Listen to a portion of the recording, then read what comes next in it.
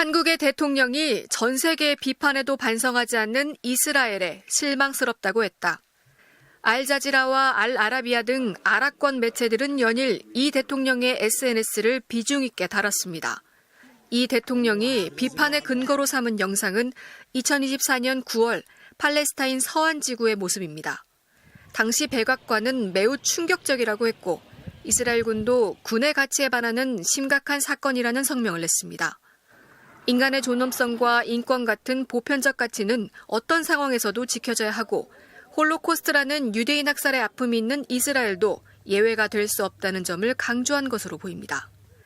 국제형사재판소는 전쟁 범죄 혐의 등으로 2024년 11월 네타냐후 이스라엘 총리의 체포영장을 발부했습니다. 지난 1973년 박정희 전 대통령도 4차 중동전쟁으로 이른바 오일 쇼크가 닥치자 이스라엘을 비판하는 긴급 성명을 발표했습니다. 이스라엘의 점령지 반환과 팔레스타인의 정당한 권리 존중, 그리고 아랍 국가들과의 우호 확대 등이 담겼습니다. 한국이 살려면 석유가 필요하다는 판단 아래 전략적으로 선택한 50년 전의 실용 외교인 셈입니다. 박정희가 하면 로맨스고 이재명 대통령이 하면 불륜입니까? 최근 중동에서 벌어지고 있는 참혹한 비극, 이를 바라보는 우리 정치권의 엇갈린 시선을 어떻게 이해해야 할까요? 이재명 대통령의 이스라엘 비판 메시지와 그 속에 담긴 인권의 문제, 인권의 무게에 대해서 한번 이야기해 보려고 합니다. 자, 여러분, 이 대통령은 이스라엘의 무차별적인 공격을 강력히 규탄했습니다. 이를 두고 여권에서는 외교 참사니 색깔론이니 하면서 야권에서는 이렇게 공세를 펴고 있습니다. 하지만 냉정하게 사실관계를 짚어보도록 하겠습니다. 이스라엘은 가자지구 라파 난민 100만 명을 사지로 내몰고 구호 식량을 기다리는 민간인에게 총격을 가했습니다. 유엔 인권 최고대표 사무소에 따르면 지난해 5월 이후 배급 과정에서만 1000명이 넘는 주민이 목숨을 잃었습니다. 이것이 자위권입니까? 아닙니다. 명백한 전쟁 범죄입니다. 이재명 대통령의 메시지는 바로 이런 반인도적 행위에 대해서 대한민국이 정상국가로서 국제법과 인권이라는 보편적 가치를 지키겠다고 선언한 것입니다. 네타냐후 총리는 이 전쟁을 독려하면서 성경 속의 아말렉을 언급했습니다. 아말렉은 유대 역사에서 진멸의 대상이면서 악의 상징입니다.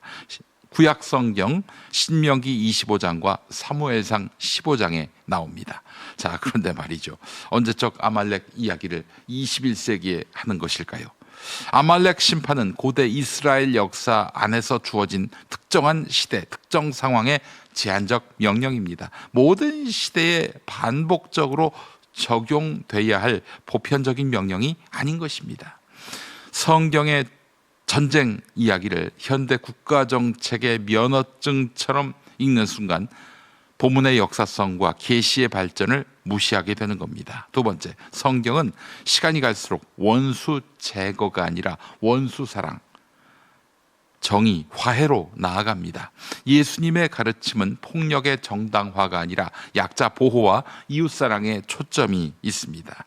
세 번째, 오늘날의 민족과 국가를 성경 속의 아말렉과 동일시하는 것은 자의적입니다. 고대 부족 집단과 현대 시민사회, 국제법 체계는 전혀 다릅니다. 마음에 들지 않는 상대를 아말렉이라고 부르는 순간 누구든 제거 대상이 될 수 있습니다. 넷째, 집단 처벌과 민간인 학살은 현대 국제법과 인권 원칙에 정면으로 어긋납니다. 성경은 억압받는 자의 울부짖음을 듣는 하나님을 말하지 무차별 사육을 승인하는 책이 아닙니다. 그러므로 아말렉이 나오는 성경은 오늘의 증오 정치나 민족 말살의 근거가 될 수 없습니다. 인간 폭력성이 어떻게 신앙의 언어를 빌려서 왜곡되는지 경고하는 본문으로 읽어야 할 것입니다. 한 민족을 악으로 규정하고 말살하겠다는 이 논리는 과거 나치 독일이 유태인 개토에서 유태인을 고립시킨 그 공간에서 자행했던 절멸 작전과 무엇이 다릅니까? 실제로 튀르키예의 에르도안 대통령은 이스라엘을 나치에 비유했습니다. 스페인과 이탈리아 등 유럽 국가들도 이스라엘의 국제법 위반을 정면으로 비판하고 있습니다. 전 세계가 인류의 양심을 걸고 외치는 비판을 두고 우리 야당만, 국민의힘만 유독 이스라엘 눈치 보기에 급급한 모습은 참으로 초라하고 딱합니다. 더욱이 우려스러운 점은 국내 일부 정치 세력이 이 문제를 북한 인권 문제와 결부시켜서 정쟁화한다는 점입니다. 이스라엘 비판할 시간에 북한 인권이나 탓하라. 이런 식의 논리는 인권을 보편적 가치가 아닌 정치적 도구만으로 본다는 반증입니다. 한국기독교교회협의회라고 진보적 교회연합기관에서 이런 입장을 냈습니다. 이스라엘은 레바논 집단 학살을 멈춰라. 네, 교회협의회는 이 공습이 국제인도법 위반이자 전쟁 범죄임을 분명히 하면서 힘을 통한 평화라는 가짜 논리를 거부했습니다. 미국과 이스라엘에 맹목적으로 역성드는 것이 신앙일까요? 아니면 고통받는 민간인 곁에 서는 것이 신앙일까요?